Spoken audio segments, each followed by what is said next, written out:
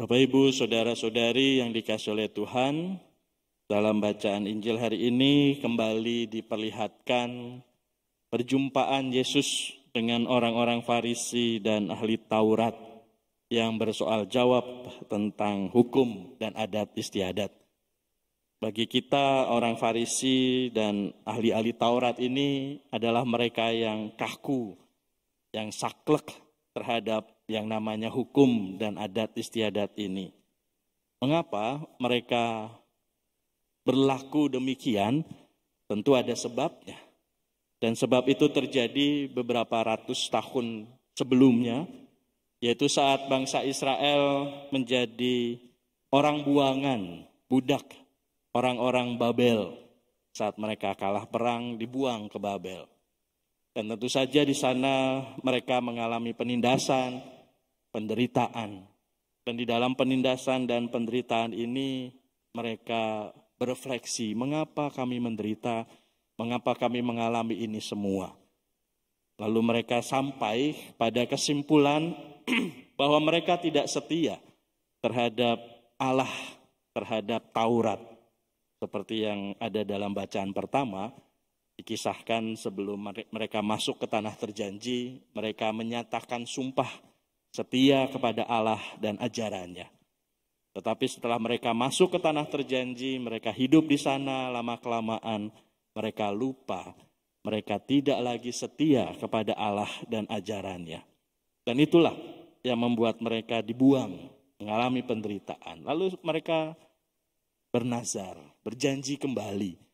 Tuhan, kalau kami Engkau izinkan pulang ke tanah terjanji, kami akan setia kepadamu. Dan benar, setelah Allah membebaskan mereka, mengembalikan mereka ke tanah terjanji, mereka lama-kelamaan menata hidup mereka.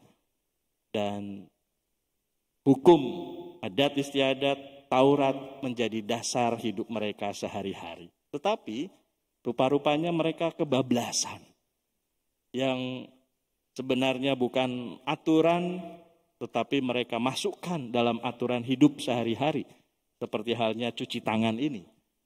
Sebenarnya hukum cuci tangan itu hanya berlaku bagi para imam saat mereka mau mengadakan persembahan atau masuk ke dalam bait Allah melakukan persembahan di sana.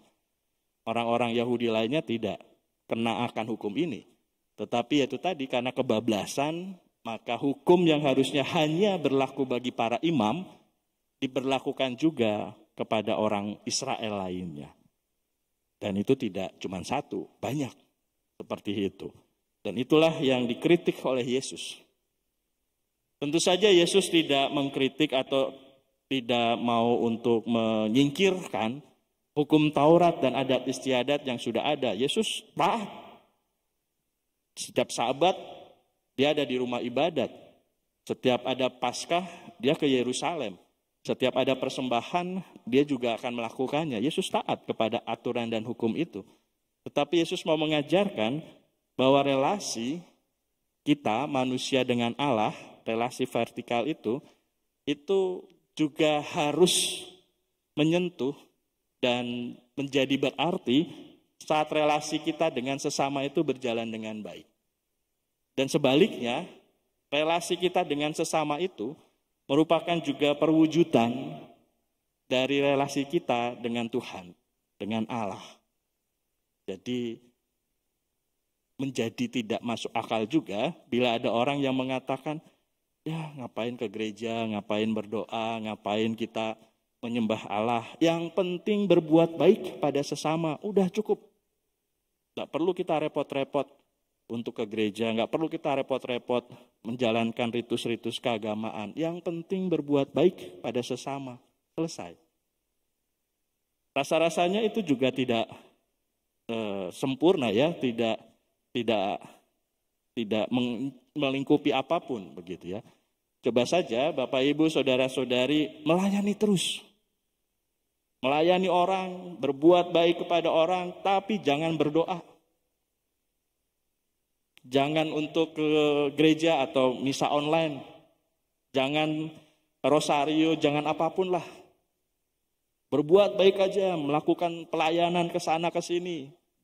melakukan yang baik kepada orang lain, terus begitu saja tanpa berdoa, saya bisa pastikan tidak sampai setahun akan lelah.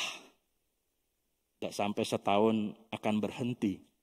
Tidak sampai setahun akan mengatakan, sudahlah, saya nggak akan berbuat baik lagi. Karena apa? Yaitu tadi, karena tidak disertai dengan relasi kita yang baik dengan Tuhan. Jadi istilah, yang penting berbuat baik, gak usah ke gereja, gak apa-apa. Itu juga salah. Termasuk juga yang salah tadi. Yang penting relasi saya dengan Tuhan baik. Relasi saya dengan sesama yaitu nanti dulu, yang penting saya dengan Tuhan. Itu juga tidak baik. Maka Bapak Ibu Saudara-saudari, dalam bacaan-bacaan hari ini kita mau diundang untuk seimbang. Bagaimana saya tentu setia, menaati, dan mengikuti apa yang menjadi kehendak Tuhan, aturan-aturan hukum dari Tuhan, tetapi juga kita mau memperhatikan dan mengimplementasikan hukum itu kepada sesama kita. Seimbang antara relasi kita dengan Tuhan, seimbang pula relasi kita dengan sesama.